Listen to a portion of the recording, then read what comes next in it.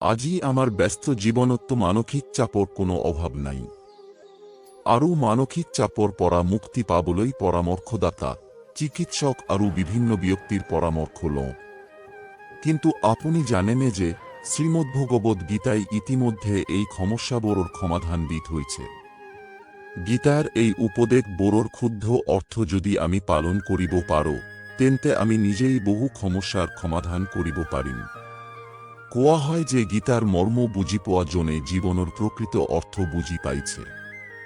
কুৰুক্ষেত্ৰৰ যুদ্ধৰ সময়ত ভগৱান শ্ৰীকৃষ্ণই অৰ্জুনক কিছু উপদেশ দিছিল, যাৰ ফলত অৰ্জুনৰ মহাযুদ্ধ সহজ হৈ পৰিছিল। গীতাৰ এই শিক্ষাত জীৱনৰ মূল সত্য লুকাই আছে। আহক আজি আমি এই ভিডিঅ'টোৰ জৰিয়তে প্ৰভু শ্ৰীকৃষ্ণই কোৱা কেইটামান উপদেশ শ্ৰৱণ কৰোঁ।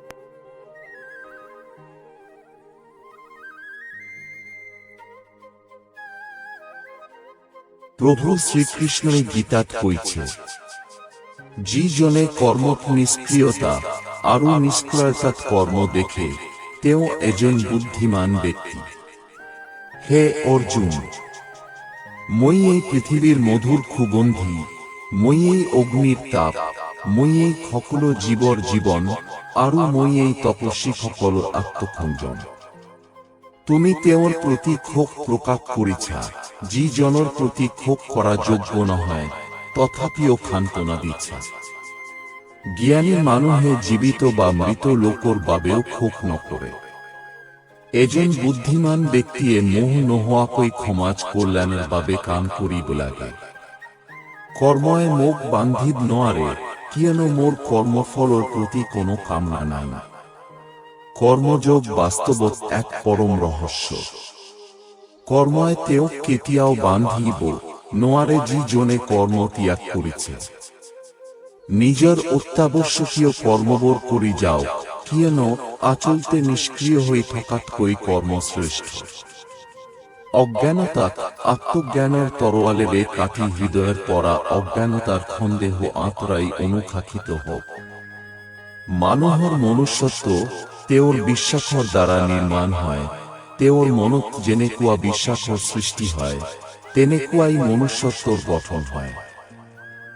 মন বৰ অস্থিৰ, ইয়াক নিয়ন্ত্ৰণ কৰাটো কঠিন, যদিও অভ্যাসৰ দ্বাৰা ইয়াক বশ কৰিব পাৰি।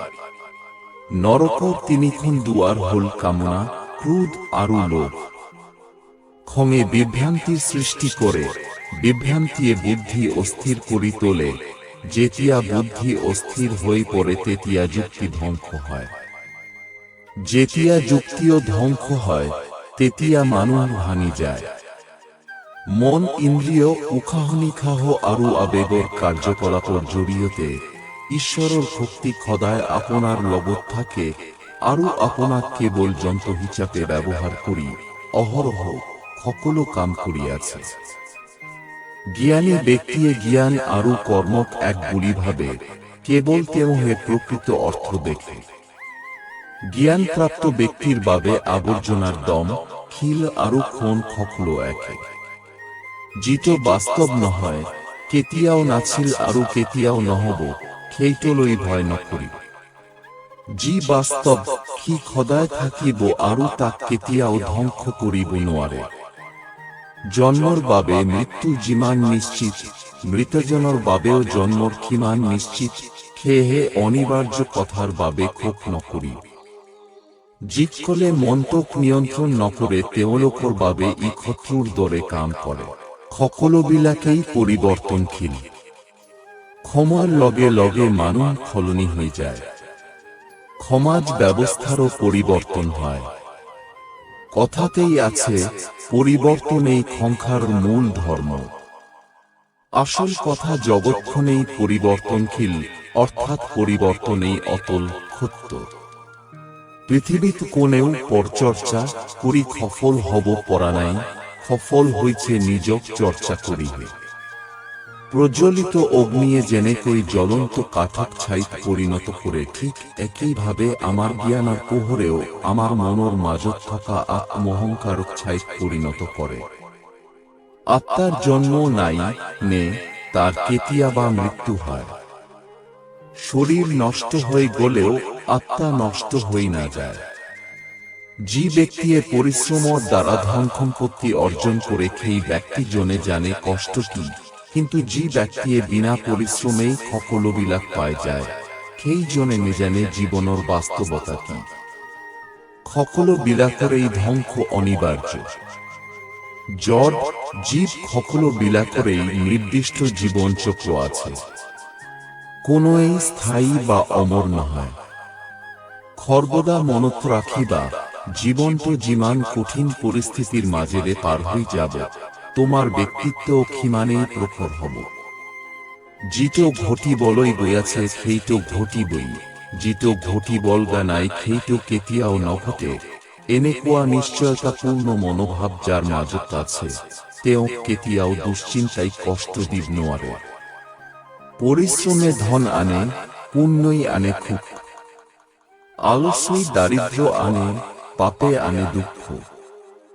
সুখে মানুহৰ জীৱনৰ অহংকাৰৰ পৰীক্ষা লয়, আৰু দুখে মানুহৰ জীৱনৰ ধৈৰ্যৰ পৰীক্ষা লয়। সন্দেহে মানুহৰ মনৰ পৰা সুখ কাঢ়ি নিয়ে।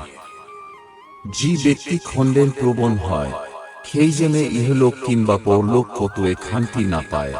সন্দেহে মাত্ৰ অশান্তিহে মাতি আনে জীৱন। দুৰ্বলীয়ে কেৱল ভাগ্যক দোষাৰোপ কৰে, আৰু শক্তিশালীয়ে ভাগ্যক অৰ্জন কৰে। মনক লেকান নোহোৱা কৰি এৰি নিদিব। মনৰ কথাও শুনা উচিত, কিন্তু তাৰ মানে এইটো নহয় যে মনে যি বিচাৰে সেইটোকে করি। যার নিজৰ মনৰ ওপৰত নিয়ন্ত্ৰণ নাই তাৰ মনেই তাৰ কৰণে সকলোত কৰি ডাঙৰ খতৰু। যার অচরত সুখ দুঃখ মান ও অপমান সকলো সমান, সেইজনেই একমাত্ৰ সিদ্ধ পুৰুষ। জীৱনটো জন্মৰ দৰে মৃত্যুও অৱধাৰিত। মৃত্যু যেতিয়া নিশ্চিত তেতিয়াহলে শোক কিহৰ কারণে? যার জন্ম হয়েছে তার মৃত্যুও নিশ্চিত। যিয়ে আহিছে সি এদিন নহয় এদিন যাবই লাগে। জীবনৰ এই সত্যক মানিবলৈ শিকা। এনেকুৱা পৰিস্থিতিতে তাৰ কাৰণে শোক কৰি নিজৰ জীৱন বিসৰ্জন দিয়া উচিত নহয়। এইটোৱেই প্ৰকৃতিৰ নিয়ম। যেতিয়া কোনো ব্যক্তি তেওঁৰ লক্ষ্যত সফলতা প্ৰাপ্ত কৰে তেতিয়া তেওঁৰ জীৱনৰ সকলো দুখ নাইকিয়া হৈ যায়, আৰু তেতিয়া তেওঁৰ জীৱনটো নতুন আনন্দ আৰু সুখেৰে ভৰি ওঠে।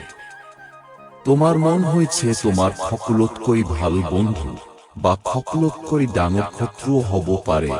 সেয়ে ধ্যান, অনুশীলন আৰু আত্ম সচেতনতাৰ মাধ্যমেই তোমাৰ মনৰ ওপৰত আধিপত্য স্থাপন কৰিব লাগিব, তেতিয়াহে তুমি সফল হবা। ক্ষুধাৰ্ত মানুহৰ ওচৰত নীতিৰ কথা আৰু ৰাগী মানুহৰ ওচৰত উচিত অনুচিতৰ কথা দুইটাই অৰ্থহীন। যেতিয়াই সত্যৰ লগত অসত্যৰ বিবাদ হয় তেতিয়া সত্য অকলশৰীয়া হৈ যায়। অসত্যৰ বাহিনী হয় বিশাল, কাৰণ তাৰ লগত মূৰ্খ, লোভী, স্বাৰ্থপৰ ও বিশ্বাসঘাতক বিলাক থাকে।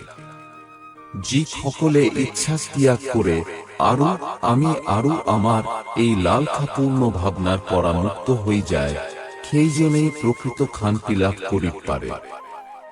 ভগৱান শ্ৰীকৃষ্ণই কৈছে, যেতিয়া যেতিয়া এই সংসাৰত ধৰ্মৰ অনিষ্ট হয়, এই সংসাৰত অধৰ্ম বৃদ্ধি পায়, তেতিয়া তেতিয়া ধৰ্ম ৰক্ষাৰ কাৰণে এই পৃথিৱীতো মই পুনৰ ঘূৰি আহোঁ।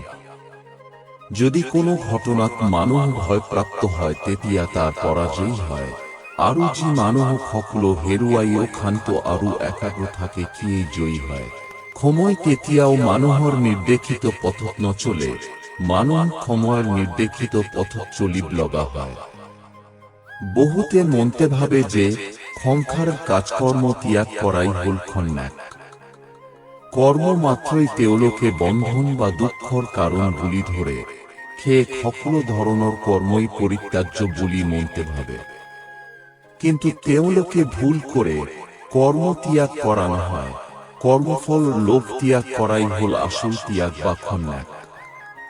কোনোবাই মূল্য দিয়ক বা নিদিয়ক, তুমি সৎ কর্ম কৰি যোৱা, কাৰণ ইয়াৰ প্ৰতিদান মানুহে তোমাক নিদিয়ে, দিব স্বয়ং ঈশ্বৰে। নিজৰ মনক সদায় কৰ্মৰ ওপৰত স্থিৰ কৰা, কৰ্ম ফলৰ ওপৰত নহয়।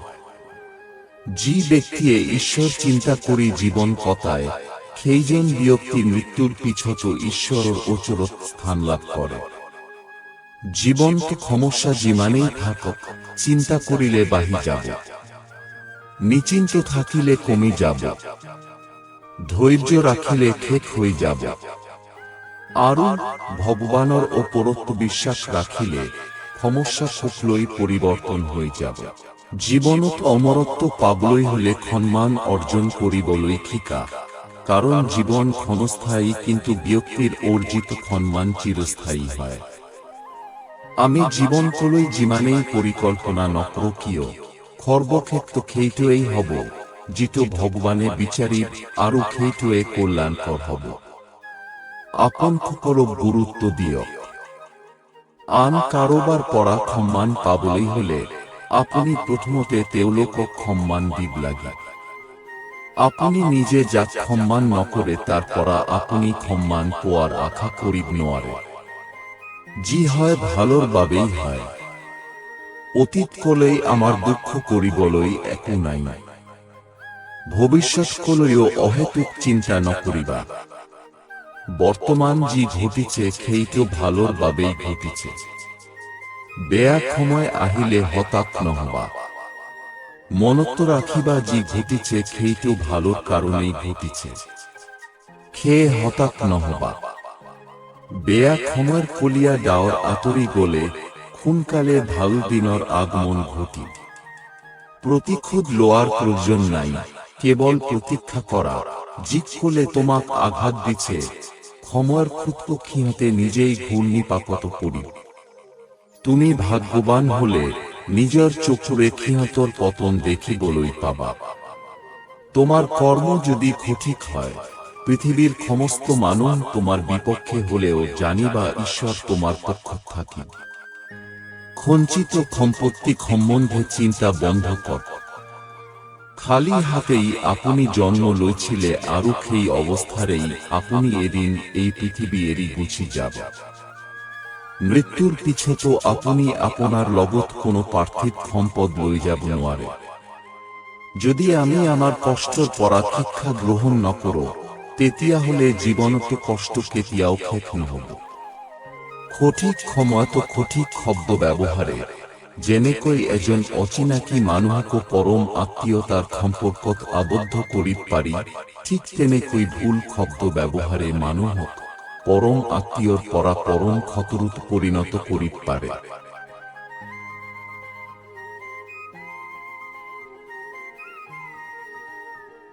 ভিডিঅ'টো সম্পূৰ্ণকৈ চোৱাৰ বাবে আপোনালোকক অশেষ ধন্যবাদ। জয় শ্ৰীকৃষ্ণ।